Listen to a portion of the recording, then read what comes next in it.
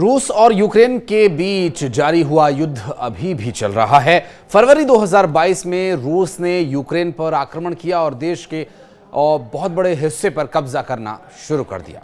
नमस्कार, मैं हूं आशीष त्रिपाठी और न्यूज़ 18 के इस वीडियो में स्वागत है।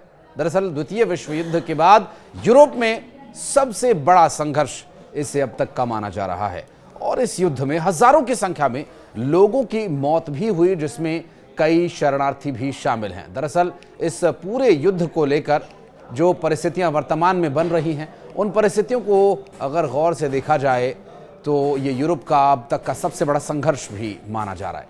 दरअसल इस युद्ध में कितने ही लोग काल के गाल में समा गए, कितने ही शरणार्थी जिनकी मौत हुई। जून 2024 को भारत के विदेश मंत्रालय के हवाले से ये बताया गया था कि रूसी सेना में हुए भर्ती 2 भारतीय नागरिक यूक्रेन संघर्ष में मारे गए। साथ ही यह भी बताया गया कि मॉस्को स्थित भारतीय दूतावास में रूसी सेना में शामिल सभी भारतीय नागरिकों की शीघ्र रिहाई और वापसी के लिए नई दिल्ली स्थित रूसी राजदूत और मॉस्को स्थित रूसी अधिकारियों के समक्ष इस मामले को जोरदार तरीके से उठाया।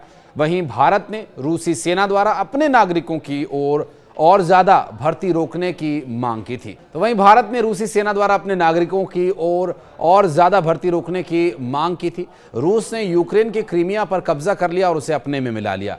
डोनबास युद्ध में यूक्रेनी सेना से लड़ने वाले रूस समर्थक अलगाववादियों का समर्थन किया। रूस यूक्रेन संघर्ष लंबे समय तक खिंचे जाने की वजह से पूरी दुनिया प्रभावित हुई। सऊदी अरब में 1 दिन की लंबी बातचीत के बाद यूक्रेन और अमेरिका युद्ध विराम समझौते पर पहुंच गए हैं।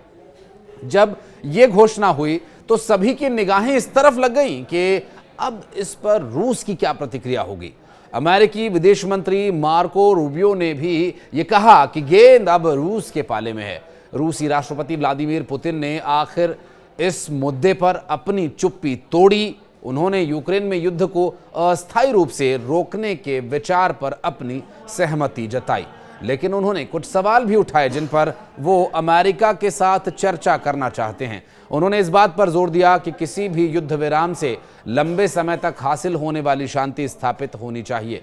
साथ ही हमें संघर्ष के मूल कारणों से भी निपटना होगा और उसका अंत करना होगा। अब आपको ये जानकर हैरानी तो होगी, लेकिन ये एक अच्छी खबर भी है कि युद्ध विराम की स्थिति अगर बन रही है तो ये कब तक मुकम्मल हो सकती है और इस तरह के युद्ध विराम क्या हमेशा के लिए संभव हो पाएंगे।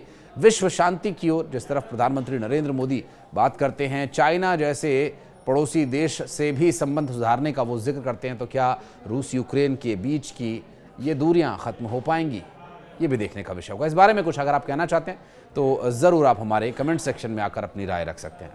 धन्यवाद।